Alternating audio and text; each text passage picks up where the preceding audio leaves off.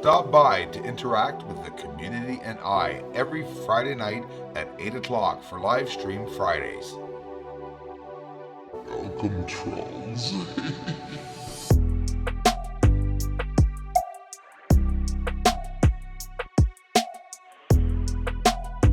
First sees all.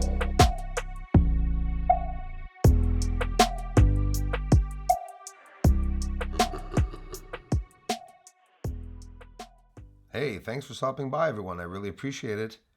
Amazing, the support here. Let's jump right into it. I was out filming last night. Look at the lights on the surface, and this is frame per frame in slow motion. I'm not believing what I'm seeing. Watch this. Okay, we're going to call these areas stations, just so that, because they're going to be jumping from 3 areas. So I'm just going to say station 1, station 2, station 3. And you'll see the reason why. Watch carefully. First UFO from station 1, for example, over to station 2, let's say. Then starts advancing, taking off over here, but watch what happens. The second UFO at station 1 gets ready, but look over here on the third station, another light comes out, but the UFO stays where that circle is. Why? And station 1 took off at the same time as station 3 light. I said a lot, right? But it's exactly what's going on. This one splits in 2. Okay? We're talking a serious, beyond secret project. Trust me. Third UFO at station 1 ignition. You understand? They're leaving from the surface, some of them. Now, the eye is fast. You guys are going to have to follow what I'm telling you, because it's not easy putting these up and slowing the frame down. It's incredible. Watch this. We'll call it stage 1, power on. Stage 2, power up. Intensity of the light. Right away, stage 3, which you're going to see a thruster, whatever, we'll call it a thruster. It's an illumination of a source. It'll go to the other area here. Let's call it station 2. But now here, follow this. This one's going away. Station 1, a light's arriving at the same time as this one. But how come the UFO stays there, but another light leaves at the same time as station number 1? So it's a cycle. You see the station number 1 goes to station number 2. Then whilst number 2 UFO is going to station number 3, while station number 1 reappears another UFO and simultaneously takes off. And then we are even seeing these crafts splitting apart and becoming 2 lights. Why does he sound so excited? Pretty amazing. We're going to see that once again. Do you understand that different stations, I'm calling them stations, definitely launch pads, something, at the same time illuminating hundreds of miles away? No way. Impossible. We see them thrusting up here to go to the other object right in the center, which is already lighting up right now before it lands. You have to look ahead. It's hard, I know, following what I'm saying, because I'm seeing it. There's 3 spots here that they land. But now look at the UFO here. It's going to land, and then a light takes off, but the UFO still landed. And when that UFO takes off at that station, the other station on the bottom right also takes off.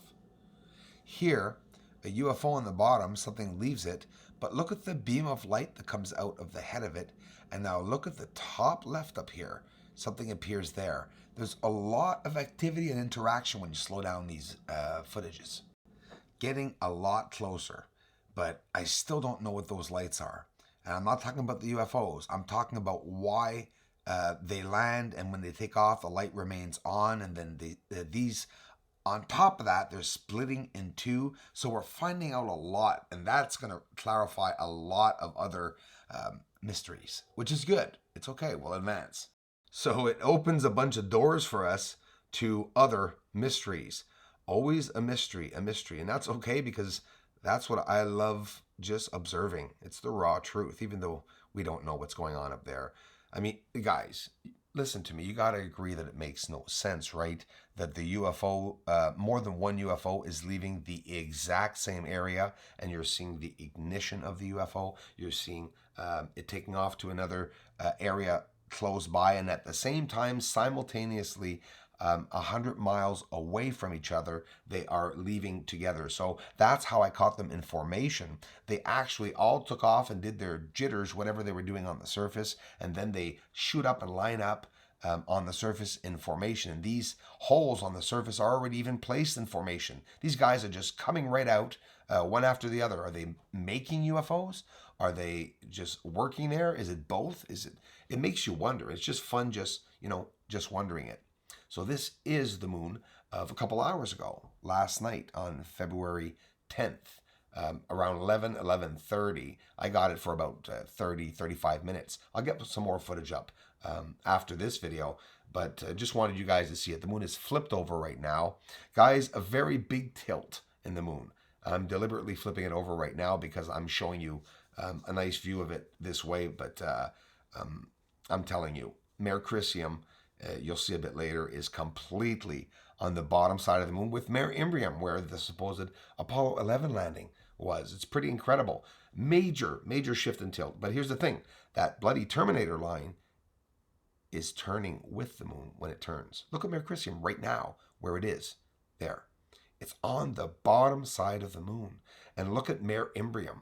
Have you ever seen it that low? So it's not only tilted, the axis, it's rotated, it's also pushed, the bottom pushed close to us and the top away, or the opposite. The top is closer and the bottom is pushed away. But I'm just coming after 2 years to finally be able to understand it by observing the moon over and over again. You know, theoretically, hypothetically speaking, we could be rotating too, guys. I mean, we are revolving. You know what I mean? But maybe we're off the tilt. Maybe the moon has always been very straight, because I see the Terminator line straight on the moon even when the moon's tilted. Shouldn't the Terminator line remain in one area?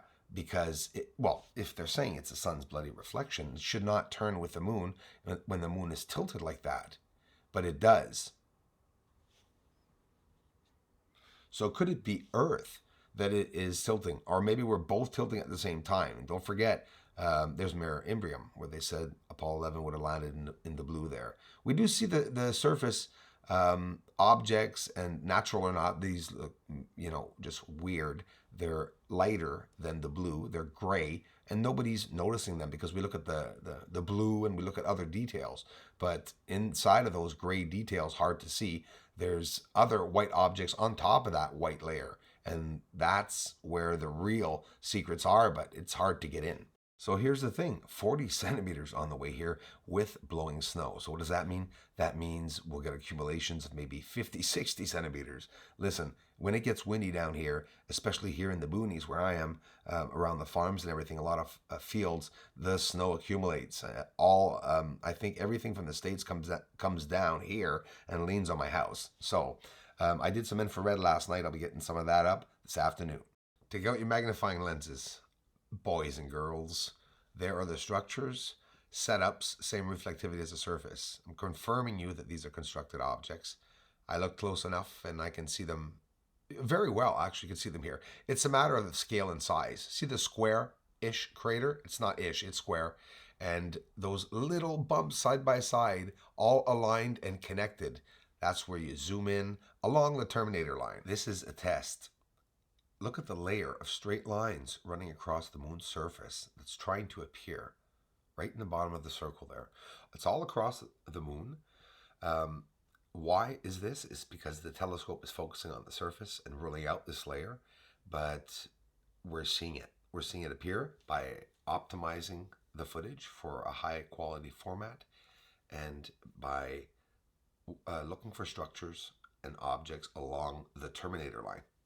It's the normal functioning of the telescope to be able to make those lines appear and disappear, appear and disappear, because that's what the little craterlets do. When you get really close with a telescope, those who have telescopes know this with bigger telescopes, when you get to the surface, the little craterlets that you have never seen before appear, and they disappear, appear and disappear, until you're in that focal length to be able to keep it in focus.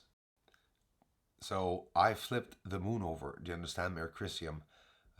One of the left eyes there. I see a nose, a mouth, and two eyes all the time right here. Well, that left eye there is Mare Crisium, and I flipped the moon over for us to be able to see a flat surface from left to right instead of from top to bottom, better horizontally. So when you're looking at it, so this was last night's moon. I love the blues around it. Really appreciating this camera. And why did I go up? Well, we have a Terminator line that is looking like it's turning around the moon. And you know what? The moon itself turns. Or is it us turning? Because let me tell you, the Terminator line isn't any different. It's the whole moon is turned. If I was to turn the moon the proper way that we usually see it, the Terminator line's back to where it is. So why does the Terminator line move when the moon tilts? Shouldn't that line stay there and the moon tilt and we could reveal more of the moon? Another really cool aspect by observing the moon that I noticed, silly little observations some say, but this is how I'm understanding what exactly we are looking at. When the moon is tilted, which it is so drastically right now, and don't forget, I just turned it around, so it's on top of it being tilted, it's not the right way right now. I'm just explaining to you, look at the Terminator line, how it is like a banana. It's not a straight line. Maybe some of you don't notice, but when the moon is untilted and straight up, the Terminator line is also straight up. So any tilt or rotation of the moon is also a bend in the Terminator line and not having it move over. It doesn't move over. It's moving over naturally, but I mean, when it tilts, it doesn't move over more, the Terminator line, but it bends like this, like a banana. I'm just fascinated how the Terminator line is also tilted with the moon. Maybe it's just me, but I would assume that that Terminator line would have stayed straight and that we would have seen another side of the moon, but I guess not. Hey everyone, I really want to thank you all for taking the time to subscribe, to follow the research. It really is amazing together, the ones who've been here since the beginning also, that, you know, we were able to see all the different devices and to get clearer images and to get in closer. It's exciting. And it's thanks to all of you that this channel exists. You know, us together, we're making an amazing public channel where anyone and everyone can come and see the Apollo 11 landing. There, look in the blue. That's where they would have landed, right? The Apollo 11 landing, Mare Imbrium. And we'll go over it again in slow motion. We're close, and don't forget, guys, it is very, very hazy because there's clouds going by, and chemtrails yesterday were incredible. And for whatever the reason that they start doing that at night, where you get all that, you know, plane after plane after plane, and always in line. They're on the elliptical, right? So where that sun, the moon is going by, also where we find the asteroids, very interesting area. And, you know, by focusing all the time inside that area, we're finding so many things. Everything's being seen along that elliptical. And here we're seeing Mare Imbrium again, the bottom. That's, look at the nice clearings. Look at that big edge. It looks like almost a stone just sitting there, right in on the edge. So if they would have landed there, I don't think they did the way they said they did, but if they would have, they could have landed on that grayish patch there, right? Because that is where they landed. Not really interested. I just like finding what's going to be going up there. So if they go back, we'll get them. If flashes, explosions, hey, no worries, we'll get them. Infrared last night I did also, guys. I have a lot of sorting through to do today. But we're just enjoying viewing the service, guys. Steve Towers. Steve, thanks so much for the generous contributions, for being a part of this amazing community. Jeff Walker, bro, the same to you. Thanks for the generous contributions. Thanks for being here on my Facebook, guys. Those who want to join me, come see me on Facebook too. I have a hard time answering, but I'm there when I can. And, you know, if something important or this goes down, I'm there. Bruce Swartz, look me up. Thanks for stopping by, everyone. Another amazing video coming up today with yesterday's footage, and I'll be trying to get up on the moon tonight. You guys be sure to click on the HD at the bottom of this video before playing on it.